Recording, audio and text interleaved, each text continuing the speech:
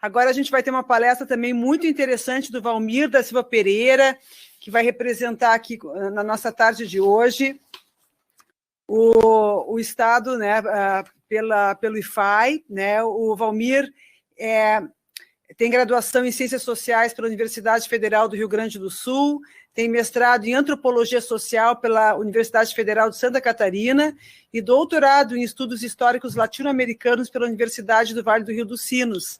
É antropólogo, sociólogo no SEDACTEL do IFAI. Então, é com muita felicidade que a gente te recebe aqui hoje, Valmir. Muito obrigada por estares conosco, né, abrilhantando também a nossa tarde, trazendo esse teu olhar de antropólogo, né, da tua formação tão específica assim, para esse nosso assunto, né, da valorização do patrimônio cultural e material. Muito bem-vindo, então. Boa tarde, doutora Anelise. Bom, então, para começo de conversa, eu gostaria de agradecer, né, o convite para estar presente aqui, né, e para a gente poder, então, trocar algumas ideias e avançar, né, nesse processo tão importante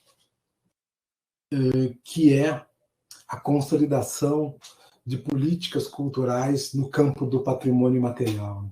Acho que tenho certeza que esse é um primeiro seminário, né, ou webinário, se preferirem, de muitos que ainda serão realizados, né, e que é importante começarmos pelas diretrizes para o registro do patrimônio material do nosso mercado público, né? Referência histórica e sociocultural para todos os gaúchos e, em particular, para a capital do estado. Eu, antes de iniciar a minha fala, gostaria, de fato, né, além de fazer esse agradecimento, dizer da importância, né, desse processo. Foi nominado anteriormente que fazem exatamente 21 anos, né, do decreto de 4 de agosto, 3551, que criou efetivamente, né, a possibilidade da gente conseguir uma operacionalidade no campo do patrimônio material, né, junto com o decreto, ou colado ao decreto, constituído o PNPI, o Programa Nacional do Patrimônio Material.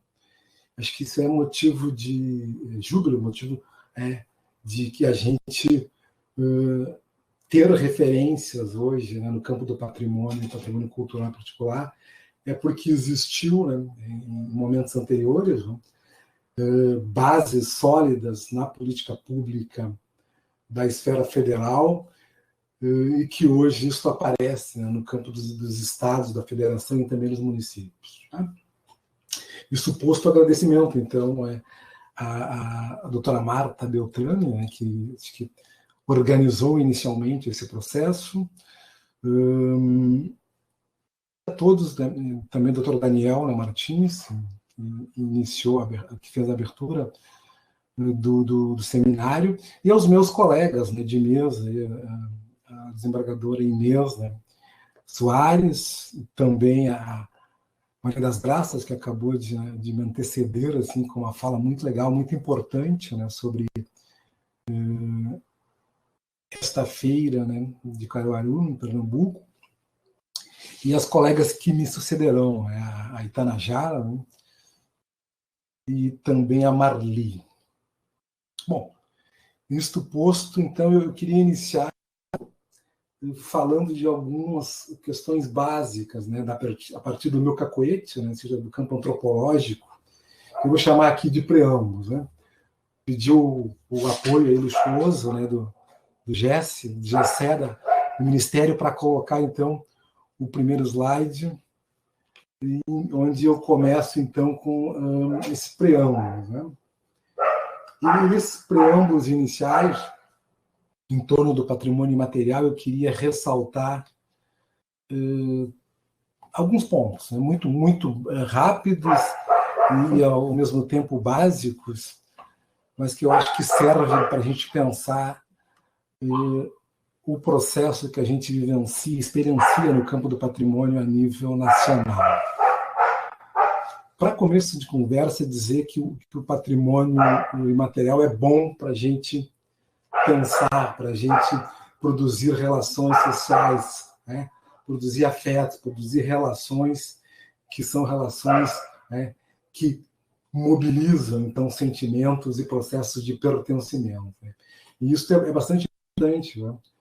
Porque me remete a um outro momento, né, desse preâmbulo inicial, que a gente se dá conta, perceber que a gente está falando de patrimônio cultural e de patrimônio material, mas que há uma outra ideia, uma ideia potente, uma ideia força, que antecede essa noção de patrimônio cultural e a noção conceitual correlata de patrimônio imaterial. Na verdade, a gente tem, a priori, a ideia de patrimônio. E o patrimônio pensado aqui, do ponto de vista, digamos, do campo antropológico, mas também do ponto de vista mais da perspectiva de uma ciência do patrimônio, o patrimônio como uma categoria de pensamento, ou seja, como um construto mais abstrato, como algo que é potencialmente universalizável. Vejam, estou dizendo potencialmente universalizável, ou seja, que possa estar presente em diferentes culturas e sociedades humanas, no passado remoto, no passado recentíssimo e presentemente. Bom, mas para além dessa potencialidade de universal, se é que essa universalidade existe, é preciso reconhecer de saída que ele se expressa situacionalmente, ele se expressa em tempos, espaços sociais determinados e que, portanto, tem uma perspectiva que é propriamente situada, que é localizada e que vai aparecer com diferenciais em diferentes formações sociais e econômicas e históricas e propriamente culturais. Né? Então, acho que essa é a primeira ideia, a primeira noção, um preâmbulo importante. Né? Fazer essa distinção entre a categoria teórica de patrimônio mais abstrato, portanto, e a categoria operacional, né, que eu chamo, que não chamo de categoria, chamo de conceito, né, histórico, empírico, e que nós podemos lidar no campo das políticas públicas, ou seja, patrimônio cultural. Né? E é disso que se trata, na verdade, de a gente organizar o pensamento e produzir análises, construir metodologias, debater, dialogar, né, como a gente está fazendo nesse encontro de hoje, né, e, ao mesmo tempo, propor alternativas que sejam execuíveis, que sejam viáveis a nível das políticas públicas, das políticas culturais no campo do patrimônio. Não é? Acho que essa primeira ideia é importante porque nos coloca, de imediato, uma ideia correlata, né, que é a indissociabilidade dentro do patrimônio cultural entre materialidade e imaterialidade. Por mais que a gente tenha constituído políticas públicas históricas, o caso brasileiro é um caso exemplar, né? Inicialmente de defesa do patrimônio de pedra e cal, aqui, né, balizado pelo chamado patrimônio material, né? E o decreto 25 de 1937 é o exemplo cabal disso, né? E a atual política, né, de patrimônio material iniciada em 2000, mas que advém já das décadas de 1970 e 80, e, sobretudo, com o processo constituinte, né, das décadas de 1980 e com a promulgação da chamada Constituição Cidadã em 1988, né, 5 de outubro de 1988, o fato importante a gente destacar é que existe uma articulação, uma integração, uma presença que junta materialidade e imaterialidade. É só possível pensar e executar patrimônios, políticas públicas a respeito de patrimônios materiais e imateriais, do ponto de vista exatamente da esfera pública, né, dos órgãos públicos, dos agentes e agências do patrimônio que precisam dar respostas para a sociedade, né, e que são demandados e que produzem diálogos e mediações com as próprias pessoas, coletivos e comunidades pertencentes às nossas diferentes comunidades, né, no caso brasileiro. Então, essa é outra ideia preambular que eu queria deixar claro aqui, né? É muito importante a gente pensar o patrimônio cultural como algo mais integrado, algo holístico, mas que, para efeitos de políticas públicas, né, para efeitos então, de execuibilidade da política, nós acabamos separando, né, em caixinhas, quando, na verdade, isso é preciso ser concebido de uma forma muito mais de uma unidade, né, do que propriamente dicotomizado. Um terceiro ponto preliminar, para iniciar de fato, então, a respeito da política de patrimônio cultural e material no Estado do Rio Grande do Sul e perceber seus avanços e potenciais desafios, é preciso dizer que o patrimônio, na verdade, cultural é, sim, um recurso estratégico para pessoas, coletivos, comunidades, para a própria sociedade civil, de um lado, e para o aparato do Estado, né, nas suas esferas federal, estaduais e municipais, né? E também nas esferas, né, de poderes constituídos, né, na esfera do executivo, na esfera legislativa e na esfera judiciária. Acho que é muito interessante, é muito significativo, né, a fala inicial, mesmo que pontualizando, né, mesmo que rápida, de introdução a esse evento, do Dr. Daniel Martins, quando ele apresenta, né, para todos nós o conjunto de ações que vem sendo feito na esfera do Ministério Público, né, estadual, do Judiciário, portanto, em relação ao patrimônio. Isso é um muito bom exemplo de como essas três esferas, nesse caso uma esfera específica, pode contribuir, pode trabalhar significativamente para o avanço de políticas patrimoniais no campo brasileiro e no campo gaúcho. Por fim, né, para finalizar esse primeiro ponto da minha fala, eu preciso dizer que quando a gente fala de patrimônio cultural, a gente está falando de políticas culturais que remetem a uma cidadania cultural, né? Cidadania de pessoas, de grupos, de coletivos étnicos, raciais, né, identitário, que performatizam memórias, costumes, visões de mundo que estão solidificadas ao longo de espaços e de temporalidades, às vezes seculares, às vezes milenários, né, como os povos e comunidades tradicionais, às vezes, né, seculares ou mais recentíssimos, né, mas nunca pensadas no imediatismo, no presenteísmo do aqui e agora, né, sempre remetendo a memórias e a processos históricos de um passado que está atualizado, né, que se materializa na continuidade, né, de práticas, de costumes, de tradições culturais e que remetem, então, à produção e reprodução de bens culturais dessa natureza. Por que é importante atestar essa ideia de cidadania cultural, né? Porque, na verdade, isso diz muito, né, das mudanças, das transformações, e que já foram, né, acho que suficientemente trazidas, né, com relação aos estatutos, né, jurídicos do registro e do tombamento, e também das potencialidades, né, do processo de inventário, do registro, de salvaguarda, enfim, do conjunto de mecanismos, de instrumentos que nos permite avançar, né, com os processos de patrimonialização de bens imateriais, né?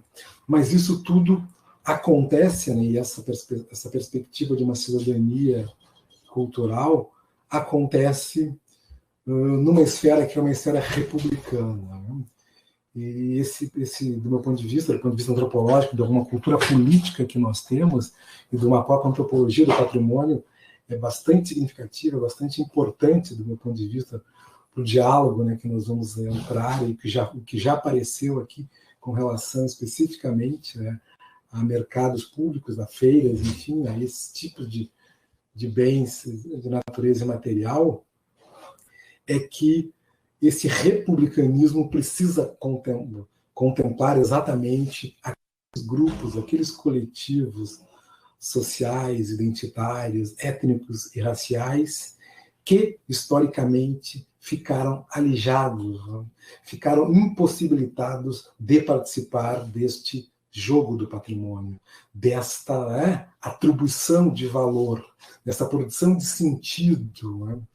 Que as próprias coletividades, sociedades podem autoatribuir, mas que, por conta da legislação, por conta de um pacto jurídico-constitucional que emerge a partir de 1988, está, digamos, referenciado ou está colocado como incumbência dos poderes públicos estatuídos, ou seja, a esfera federal, do IFAM, do Ministério da Cultura, a esfera estadual, dos estados, aqui no estado do Rio Grande do Sul, a SEDAC e o Instituto de Patrimônio Artístico do Estado, no caso do IFAI, e nos municípios, e de uma forma não concorrencial, na verdade, de uma forma articulada, pelo menos formalmente, em tese, em que é possível produzir registros, produzir reconhecimentos e valorizações de bens culturais nas três esferas, municipais, estaduais e na esfera federal. Então, de novo, essa equação, cidadania cultural de um lado, republicanismo, reconhecimento de que alguns grupos ficaram historicamente alijados desses processos de patrimonializações, ou desse processo particular, que foi o instrumento jurídico do tombamento e que valorizou bens culturais de grupos eurocentrados, brancos, e de uma elite, ou, digamos, de grupos economicamente e socialmente mais favorecidos, durante boa parte do século XX, e isso não dava conta, não dá conta de toda a riqueza e toda a diversidade sociocultural e patrimonial que nós, enquanto tradição civilizacional e cultural no Brasil e com suas matrizes, sejam elas as matrizes indígenas originárias, sejam elas matrizes transplantadas, afrodescendentes, sejam elas matrizes eurocêntricas de migração. Então, uma boa política nesse sentido, para fechar esse ponto inicial, uma boa política do patrimônio material é aquela que pode multiplicar as possíveis atuações e possíveis valorizações de patrimônios imateriais. Próximo slide, por favor. Vamos aqui num processo de definição do patrimônio imaterial. A gente entende por patrimônio imaterial as práticas e representações, expressões e conhecimentos técnicos, assim como os instrumentos, artefatos e lugares culturais que lhes são associados. Portanto, isto pensando a partir da Convenção para a Salvaguarda do Patrimônio Cultural e Material da Unesco. Isto no plano internacional. Sem entrar em minúcias, no plano federal, no plano nacional e no plano estadual, a gente vai ter o que a gente pode ser falar de uma reprodução, mas vai ter quase que uma descida, ou seja, essa visão mais internacional acaba, com algumas nuances, acaba aparecendo nas definições no plano federal e também nos planos federativos dos estados. Portanto, eu vou me permitir aqui passar um pouco mais rápido por essa questão da legislação, das definições, para chegar no que realmente interessa. Para não dizer que não falei especificamente das diretrizes para o registro do mercado público. Podemos passar, por gentileza, para o próximo slide.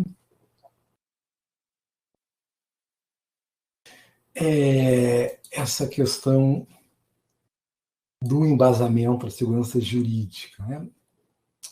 na verdade, é uma segurança jurídica, de um lado, e, por outro lado, que a gente pode chamar de uma segurança acadêmica, científica, técnica, né, socioantropológica, histórica, e de todas as áreas, né, do conhecimento científico. A gente tem esses três campos, a esfera internacional, aí, como eu tomei como marco, ainda que a gente tenha convenções, a gente tenha um conjunto de documentos que antecedem, né, 1988, 1989, como eu estou tomando como marco dessa fala, dessa apresentação, a Constituição Cidadã de 88, eu acho que é importante a gente demarcar aqui no plano internacional exatamente a recomendação de 1989 e também a Convenção de 2003 no plano internacional, no plano nacional, Constituição Federal, e no plano estadual, a Lei 13.678, que é aditivada, né, pela 14.155 e que acaba sendo regulamentada pelo Decreto 54.763, de 17 de agosto de 2019.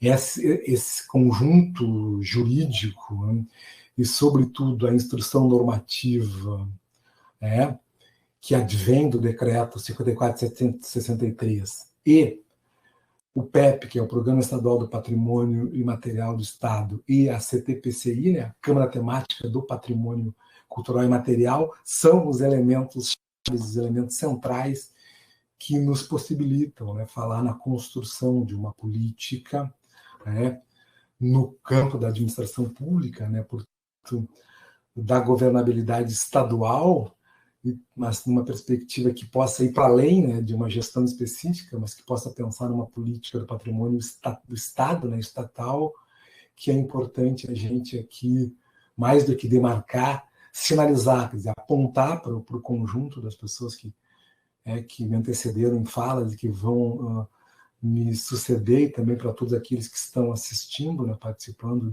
como ouvintes, e depois vão ter possibilidade de dialogar com cada um dos participantes, o quanto isso é central, né? O quanto isso estabelece uma certa segurança jurídica, eu chamei de embasamento aqui, mas é muito mais do que uma segurança jurídica, na verdade é o caminho, né, que articula essa possibilidade, né, de uma leitura do campo jurídico constitucional, de um lado, com a leitura, né, socioantropológica, né, com a leitura propriamente da Constituição, de políticas públicas que remetem à cidadania cultural e que remetem ao fortalecimento, né, de práticas republicanas e práticas democráticas, né, práticas que ampliam o acesso daqueles coletivos, daqueles grupos de pessoas que tradicionalmente foram marginalizadas, né, desse, eu chamei de jogo do patrimônio. Próximo. Então, essa recomendação para a salvaguarda da cultura tradicional e popular, né, de 1989 da Unesco, considera que tanto a cultura tradicional como a cultura popular, leia-se no plural, né, culturas tradicionais e populares, formam parte do patrimônio universal da humanidade. E, portanto, que isso é um poderoso meio de aproximação entre povos e grupos sociais existentes. Portanto, de afirmação de identidades culturais em escala planetária. Né? E acho que, por si só, né, isso é importante porque recupera exatamente essa dimensão, né, no plano internacional, e depois isso acaba aparecendo em diferentes, né, estados nacionais, em termos globais, em termos, né, no sistema mundo internacional, e, digamos, fortalecendo, né, o trabalho dos próprios detentores de bens culturais e materiais e do conjunto de associações, de movimentos, né, de agentes e de agências das sociedades civis. Né? Hoje a gente pode falar tranquilamente, né, da existência de uma sociedade civil planetária, mas inequivocamente a gente tem diferenças, né, de sociedades civis em Abiyala, na América Latina, sociedades civis europeias, sociedades civis asiáticas e africanas, e as sociedades civis do norte global, né, pensando aqui não exatamente Europa, mas pensando Canadá e Estados Unidos. Né, elas estão conformadas, né, em diferentes modelos, né, e de diferentes processos de participação, mas o fato concreto é que esse conjunto de interesses, né, fortalece, né, os processos de salvaguarda das culturas tradicionais e populares, né, e fez com que, historicamente, né, os Estados nacionais acabassem incorporando essa perspectiva, então, de valorização das manifestações, das expressões vinculadas ao PCI, né, Patrimônio Cultural e Material. Podemos passar para o próximo slide, que aí vai falar da Convenção para a Salvaguarda do Patrimônio Material, né? Também de 2003. E essa convenção, ela tem por seguinte finalidade: salvaguardar, né, salvaguarda do PCI, o respeito ao patrimônio cultural e material das comunidades, grupos e indivíduos envolvidos, a conscientização no plano local, nacional e internacional da importância do PCI, de seu reconhecimento recíproco, né?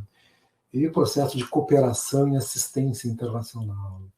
Essa convenção ela é importante porque, por causa do Brasil, ela é bastante interessante, porque, na verdade, ela está, né, a sua formulação ela deve muito aos processos, né, que ocorrem no Brasil a partir de 1998, né, embora a gente possa trazer para algumas décadas e para alguns anos anteriores a 88, né? Ou seja, o Brasil, esses processos de valorização e de reconhecimento dos patrimônios imateriais e dos grupos que, como eu disse, ficaram marginalizados, como eu já tenho insistido no encontro de hoje, ficaram marginalizados ao longo dos processos de patrimonialização de pedra e cal. O Brasil acaba sendo o país, e aí alguns exemplos aqui de processos de patrimonialização de bens e materiais são emblemáticos a esse respeito, né? O Brasil acaba sendo o país que produz, né, os melhores subsídios e que influencia a Unesco para criar, então, essa convenção para a salvaguarda do patrimônio material, né? Acho que é um registro importante porque, às vezes, a gente tem a impressão, ou existem algumas análises historiográficas, ou algumas análises mesmo no campo sociológico e antropológico que tendem a, né, digamos, a minimizar a importância das experiências nacionais e da própria produção de legislação e de produção de práticas socioculturais, né, dos agentes, né, internos, né, e colocar uma ênfase muito grande no plano internacional. Não necessariamente essa é uma narrativa que deva ser hegemônica. Na verdade, a gente tem ambas as narrativas e ambas narrativas importantes, né? É um pouco a ênfase que é concedida a uma e outra. Eu, particularmente, necessário e importante a validação das narrativas em torno da produção, né, de conhecimento e de reconhecimento dos patrimônios imateriais produzidas historicamente nas agências e nos agentes nacionais, né? Do plano local, micro, e, portanto, no plano, inclusive, micro local, até o plano nacional, né, do próprio Instituto, né, do Patrimônio Histórico Artístico Nacional, que tem uma história de 80 anos, né, de valorização do patrimônio cultural brasileiro. Adiante, próxima lâmina, para a gente chegar direto ao ponto.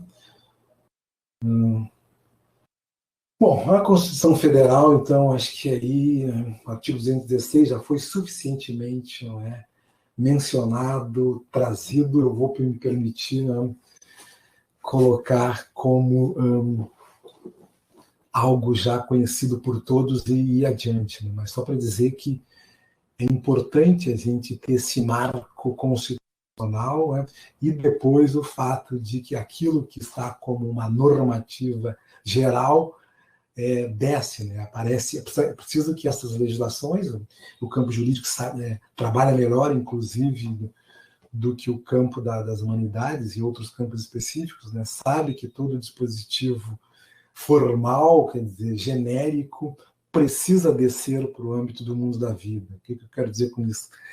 Precisam aparecer os dispositivos infraconstitucionais, ou seja, precisam aparecer legislações que regrem, que normatizem essa perspectiva mais geral, né? É o que vai acontecer no caso dos estados, na federação, e particularmente no nosso caso do Rio Grande do Sul, né?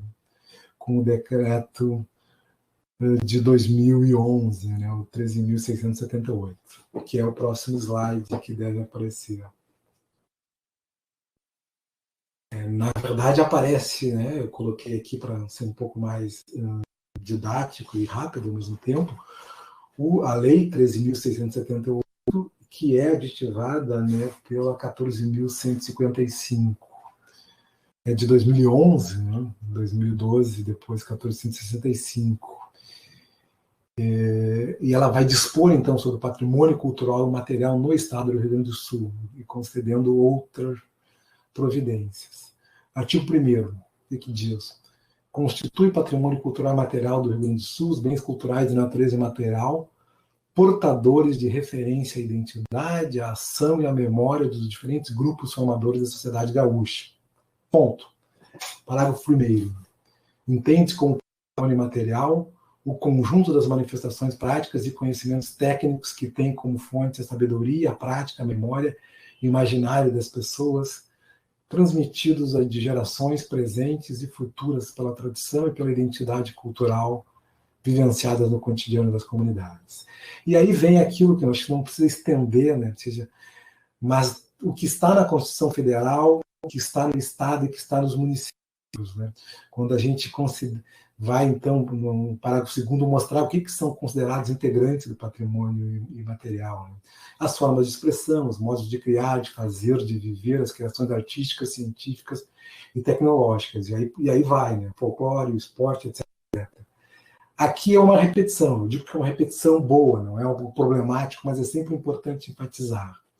Para não dizer que eu não falei do registro do mercado público e deixar um pouco essa parte das questões de legislação, que elas estão, acho que, suficientemente embasadas, né? Apenas reiterar que, no caso do Rio Grande do Sul, essas leis são fundamentais, né? O decreto de 2019 também, mas para que a gente, de fato, né, consiga deslanchar uma política de patrimônio material, é preciso que a instrução normativa seja, né, viabilizada.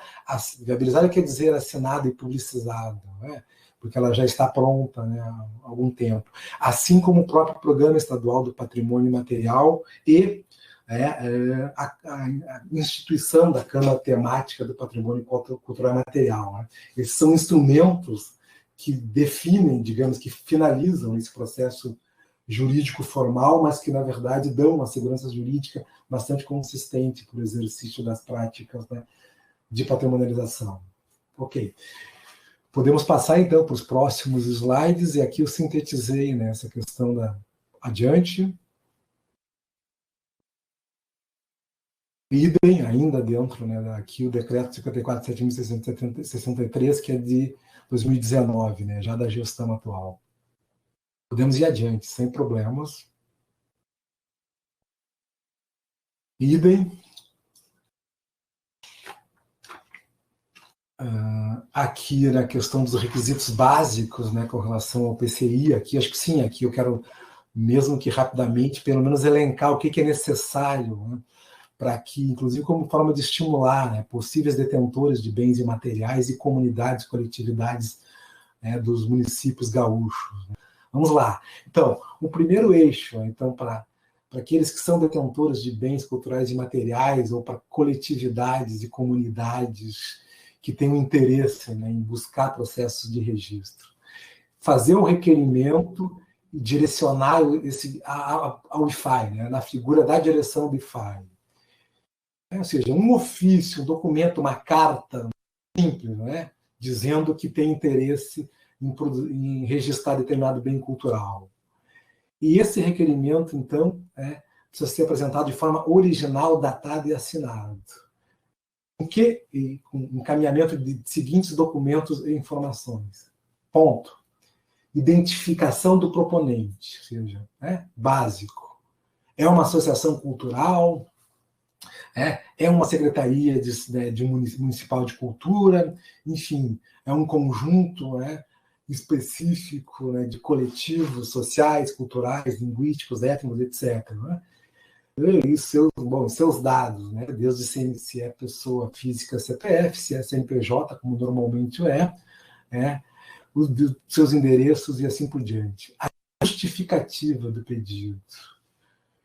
O que habilita, né, esses detentores de patrimônios imateriais a solicitar esse registro? Ou seja, demonstrar a importância, né, desse patrimônio cultural. Né? E se ele, muito importante dizer, ele já tem algum registro no plano municipal, é a primeira vez, etc, etc. Né? Outra coisa importante, né, que exige um pouquinho mais, né, de desenvolvimento. Denominar e descrever, mesmo que de forma inicial, né, sumária, este bem, com a indicação, participação e ou atuação dos grupos sociais envolvidos. Né? Onde é que ele ocorre, território, onde é que ele está situado e qual é o período, né? Pensando aqui, seja histórico ou anual, e da forma em que ele ocorre. Né? Isso é bem interessante, porque a gente tem, por exemplo, vamos pensar um bem cultural e material, queijo serrano, né? Que é um dos que hoje nós estamos em processo de instrução de registro no IFAI. O queijo serrano artesanal, ele tem vários municípios, né, e vários detentores, vários produtores, inclusive associações, então, desses produtores, elas são também parte, né, integrante desse pedido de registro. E eles estão em vários municípios. É importante constar isso na informação. Né? Existem bens imateriais que estão em territórios muito particulares, específicos, e outros estão em vários municípios, várias regiões, ou mesmo, como o caso, um outro bem cultural, a erva mate, né, extrapola o Rio Grande do Sul, extrapola inclusive o Brasil. Né? A erva mate é um bem cultural que está em vários estados nacionais do Mercosul. E essa informação inicial é básica. Outro dado importante, as primeiras informações históricas, né, sobre esse bem. Então, é sempre importante trazer se já existem estudos, se já existem informações prévias do ponto de vista histórico. Né? E fazer a documentação, né, desse processo. Fotografar, criar vídeos, desenhos, gravações sonoras ou mesmo filmes. Né? Um outro ponto importante, que é as referências documentais e bibliográficas. O que está disponível? O que nós temos? Desde artigos, teses, materiais na internet, tudo isso, né, contribui significativamente para que, quando essa solicitação chega ao IFAI, a gente consiga deslanchar o processo de instrução de registro de imediato. Por fim, mas não menos importante, na verdade, extremamente importante, né, é uma declaração formal dos representantes das comunidades, né, produtoras desses bens, ou seja, de seus membros, os chamados detentores desses patrimônios imateriais, né, expressando interesse e anuência, né, para a instalação do processo de registro. Isso, inclusive, em alguns grupos, como comunidades quilombolas e povos indígenas e tradicionais, remete a convenções internacionais, como o 69 da OIT, que necessita de um consentimento livre, esclarecido e informado a respeito. Né? Bom, são esses os requisitos básicos. Né? Vejam que é muito consistente, né, esses processos, mas dão uma segurança, né, bem importante para que isso ocorra. Ok. Podemos ir adiante, quase que fechando, né, sem chegar num... Bom, aí falei da instrução normativa, aqui estão os pontos, né, que reproduzem um pouco do que eu trouxe de importante relacionado a como entrar com o processo de registro. Portanto, me permito ir adiante. A mais, podemos ir adiante, mas depois, inclusive, pode ficar disponível, né, para todos. Sei que vai ficar no YouTube, mas, inclusive, se o Ministério Público tiver interesse e quem está participando, né, de acessar, eu acho que são dados, né, que remetem ao nosso trabalho, mas que devem ser publicizados.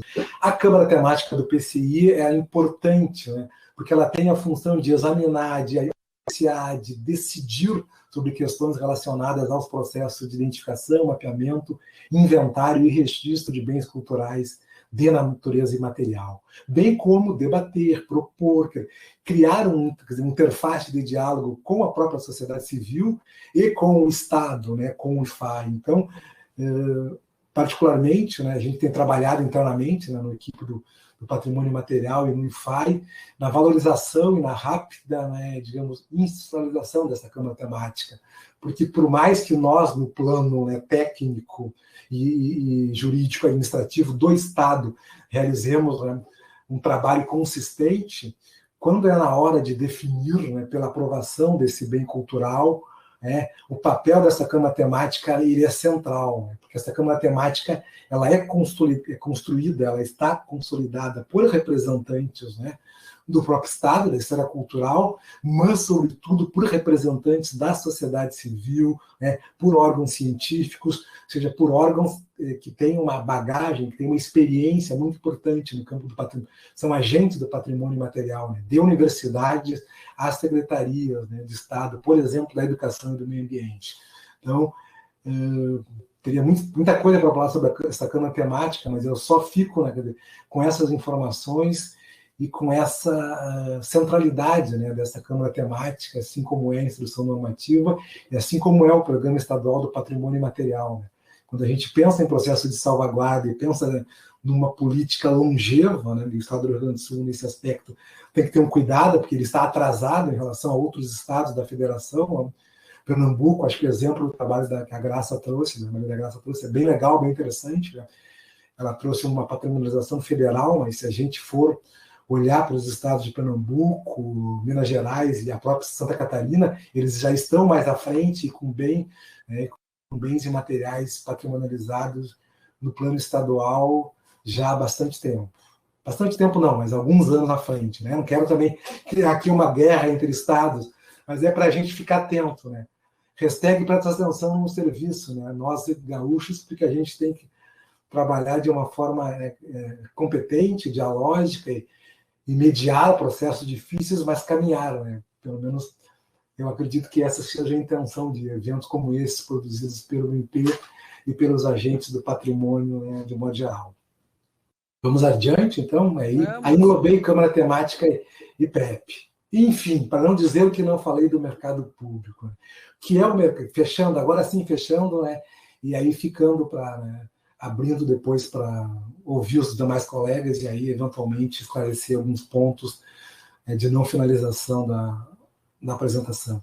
O mercado público é, fundamentalmente, um espaço, evidentemente, que é um espaço material, né? Ele tem uma arquitetura, ele tem uma visibilidade, uma fisicalidade, mas ele é, fundamentalmente, um lugar de narrativa, de práticas, de identidades culturais, é um lugar de pertencimento. Quanta coisa interessante, quanta nuance bonita, quanta memória, quanta tradição afrodescendente e de outros coletivos, né, sociais, identitários e de pessoas. Né? Ele é portador. Né? Portanto, ainda que ele tenha um processo de tombamento antigo, lá de 1979, né, e, portanto, já existe algum tipo de processo de acautelamento, esse registro, não só do importante registro já realizado do Bará, né, mas dos outros modos, né, de vida, das relações sociais, né, das práticas artesanais, né, relacionadas à culinária, relacionadas, né, a uma sociabilidade artística, né, e que remete à identidade, à memória, né, do Rio Grande do Sul, da consolidação, né, do próprio sistema urbano e viário, né, do centro da cidade. Enfim, aqui tem N perspectivas, e eu já digo de saída que eu não sou um especialista em mercado, né, muito mais como habitué, como antropólogo e como leitor, né, do que já foi escrito sobre, mas é, de fato, um caso emblemático e bem importante, né, para avançar nos processos, então, de registro dos outros bens culturais, né, lá existentes. Uma palavra sobre a importância do Bará aqui, por último, e aí eu acho que eu abro. Próximo slide, por favor. Então, enaltecer, ou fortalecer, ou relembrar a todos a importância, né, seja do mercado público e dos vínculos estabelecidos com, né, os detentores culturais de matriz africana. Né? Se colocou, obviamente, aqui as religiões de matriz africana, e aí a importância do registro do Bará, mas a rigor não são só os religiosos, né? Não são só os religiosos, não é só a população negra religiosa, outras pessoas de matriz africana e outras pessoas, né, como foi dito, de distintas classes sociais e segmentos sociais, frequentam, são habituês do mercado público. Né?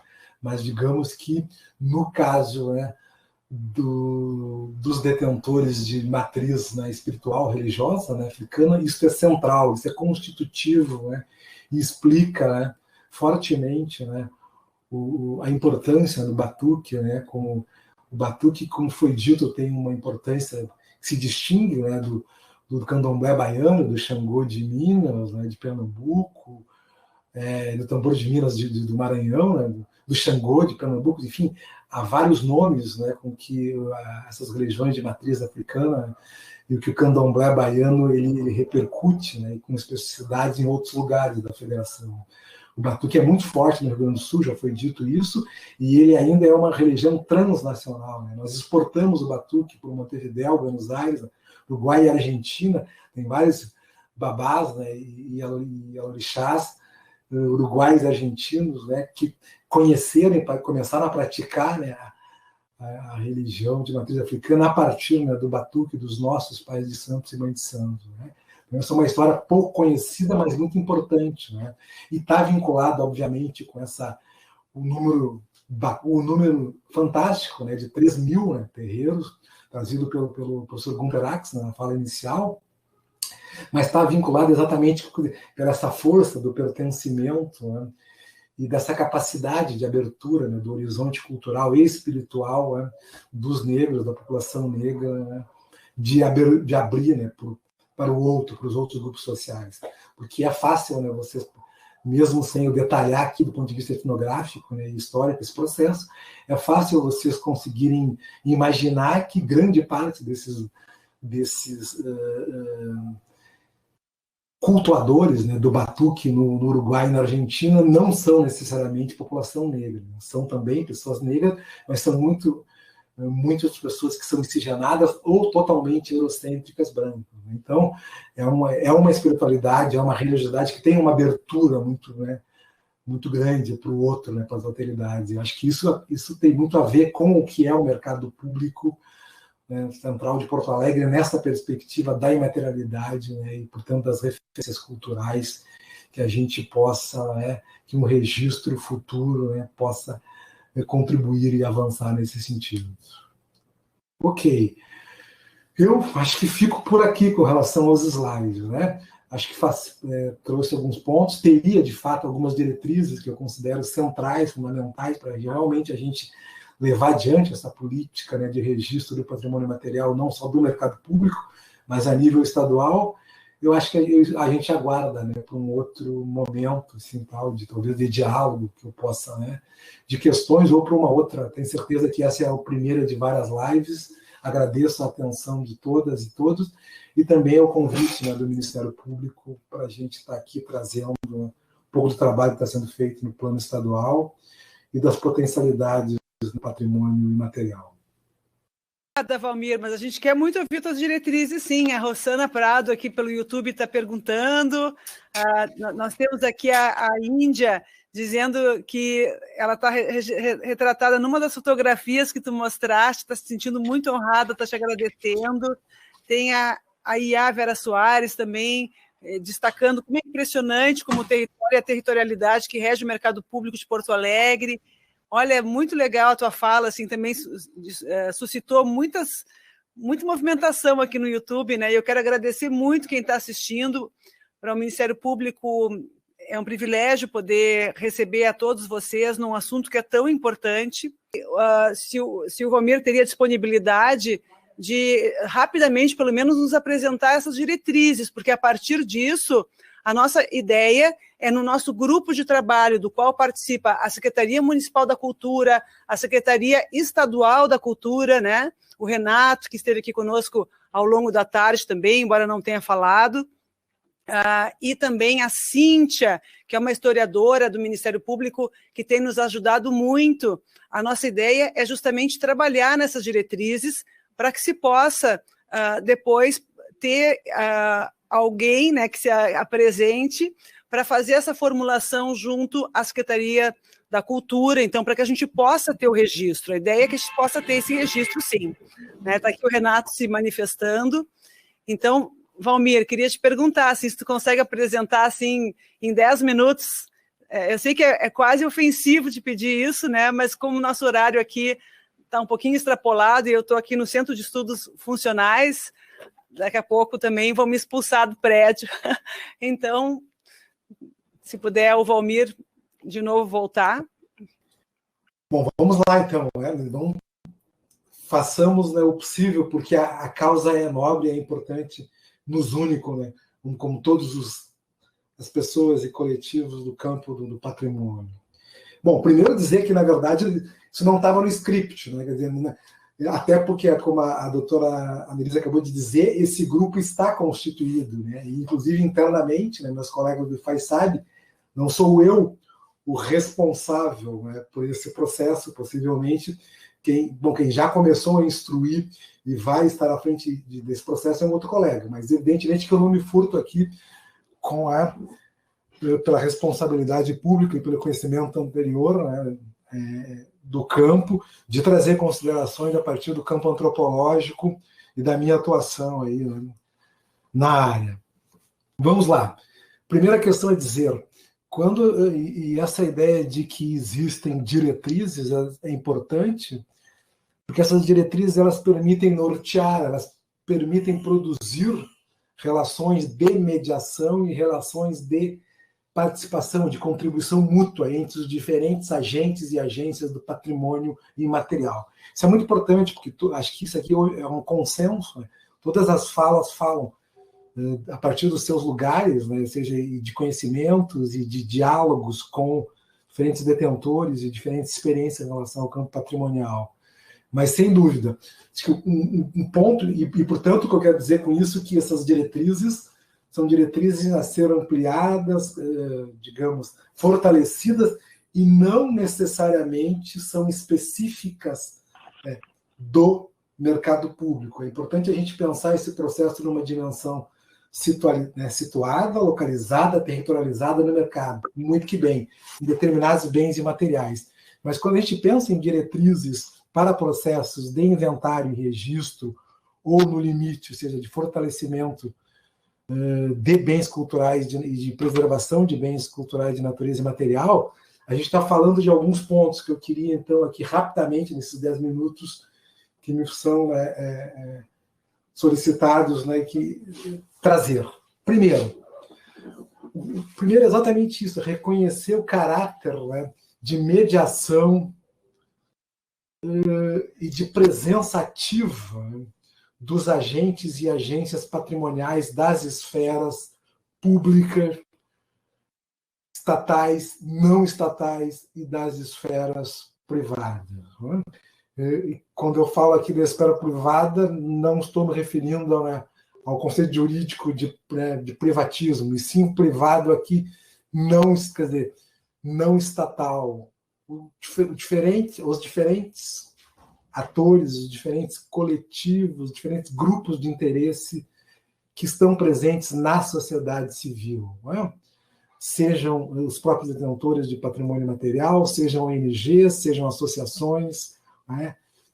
Culturais, sociais, econômicas, políticas, enfim, de diferentes naturezas. O que eu quero dizer com isso? Que o patrimônio, por mais que alguns, né, acreditem ou queiram sustentar que seja algo que fique acantonado, desperta especialistas, o patrimônio, na verdade, é responsabilidade de todos nós.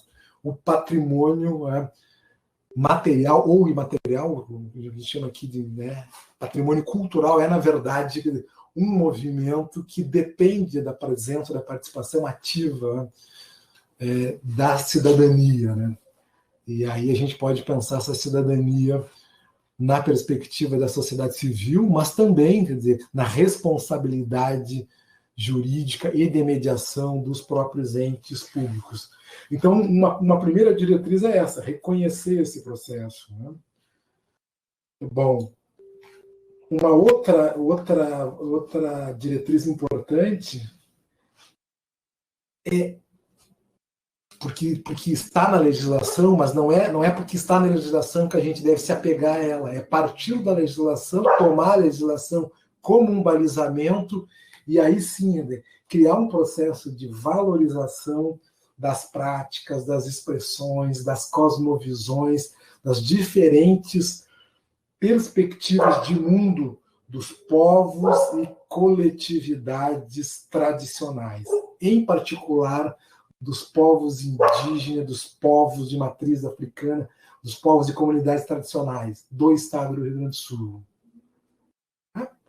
Porque isto é, então, quer dizer, mais do que um processo jurídico legal constitucional, que também é, ou seja, a gente consegue, né, nós temos marcadores claros aí que imputam responsabilidades, né, à esfera pública, federal, estadual e municipais, mas mais do que isto é o reconhecimento, né, de que existem referências culturais, né, compartilhadas, né, no sentido de pertença, mas também que são manifestações, que são práticas socioculturais, ambientais, estéticas, espirituais, socioantropológicas, no limite, que remetem aos processos de conformação da identidade, da ação social, da memória, né, do que nós chamamos, né, Rio Grande do Sul, né, de um território particular que conforma essas três matrizes, né, a matriz eurocentrada, imigrante, a matriz africana, né, diaspórica, da população negra, e a matriz indígena originária, né, com os seus conjuntos de povos e coletividades indígenas que permanecem vivendo assim como ocupantes, né, existentes e resistentes no estado do Rio Grande do Sul. Né? Então, esse é uma diretriz básica, é uma diretriz que norteia, né, os processos de patrimônios imateriais, mundo afora, Brasil afora, né? Vide o próprio caso trazido lá de Pernambuco, né? de Pernambuco, no caso da Feira de Caruaru, vinculado ao estado dos estados do Nordeste, né? Onde essas manifestações de feiras são muito fortes, embora a gente tenha no Sudeste também e no Sul. Outra diretriz importante, né, é a diretriz que já foi falada por mais de uma pessoa. A última que trouxe isso foi exatamente a Marli, né? A Marli Água, e eu concordo integralmente, né? Que é a perspectiva, na verdade, da salvaguarda, né?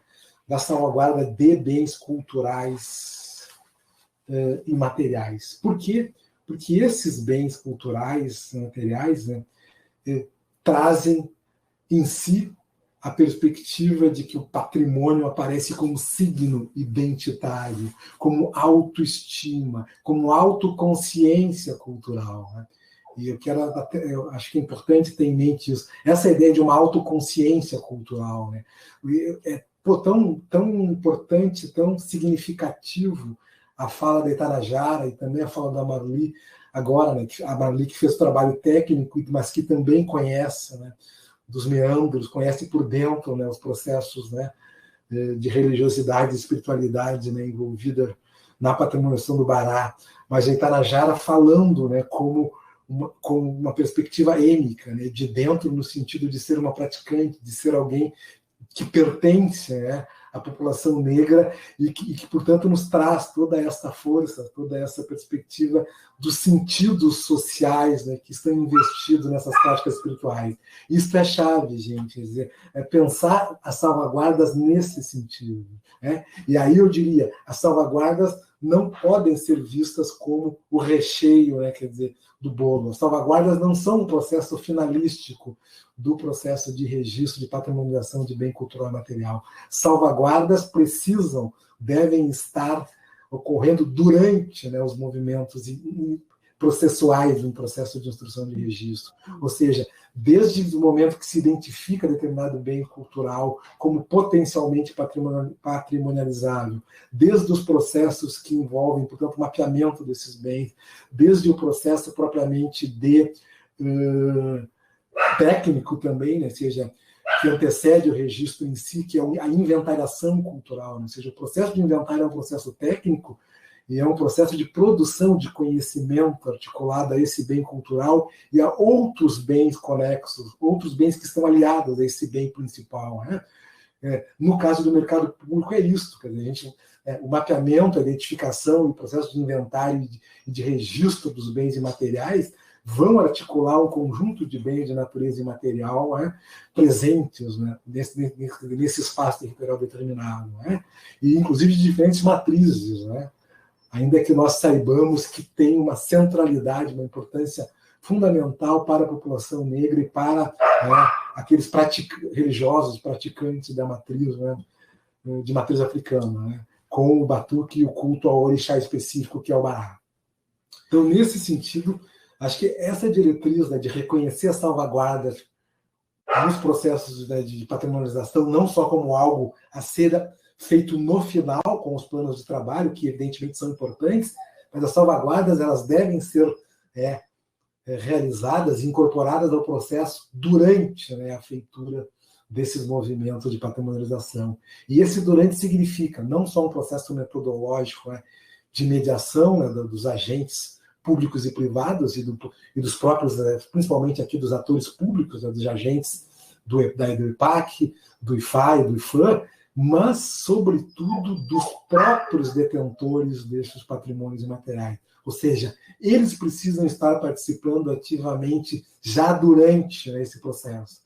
Inclusive, é recomendável que nas equipes técnicas, sejam elas acadêmicas da universidade, sejam elas mistas com pesquisadores e estudiosos da universidade e técnicos das esferas públicas de agentes patrimoniais, sejam eventualmente de associações de ONGs da sociedade civil, enfim, que mesclam diferentes, porque outra coisa básica do patrimônio material, né, ele é interdisciplinar e potencialmente transdisciplinar. Ou seja, ele trabalha com aspectos acadêmicos, científicos, com aspectos de uma estética, né, que transcende muito, né, a lógica positiva, a lógica formal, né, dessa relação bens culturais que passam pelo registro de serem considerados, né, de uma elite, de camadas médias, ou que da indústria cultural. Né? Quando a gente fala em patrimônio cultural, a gente está falando em um bem, né, que está localizado, né, em todos os conjuntos, em todos os segmentos e estratos de uma sociedade, né?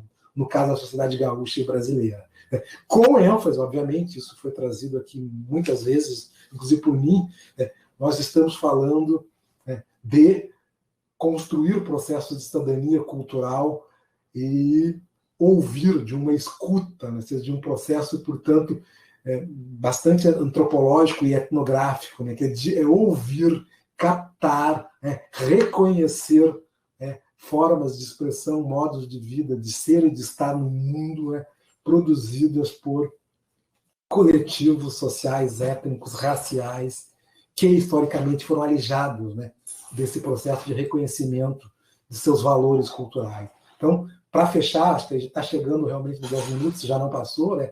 Essa centralidade, né, do processo de salvaguarda remete a uma relação, digamos, articulada com o registro, né?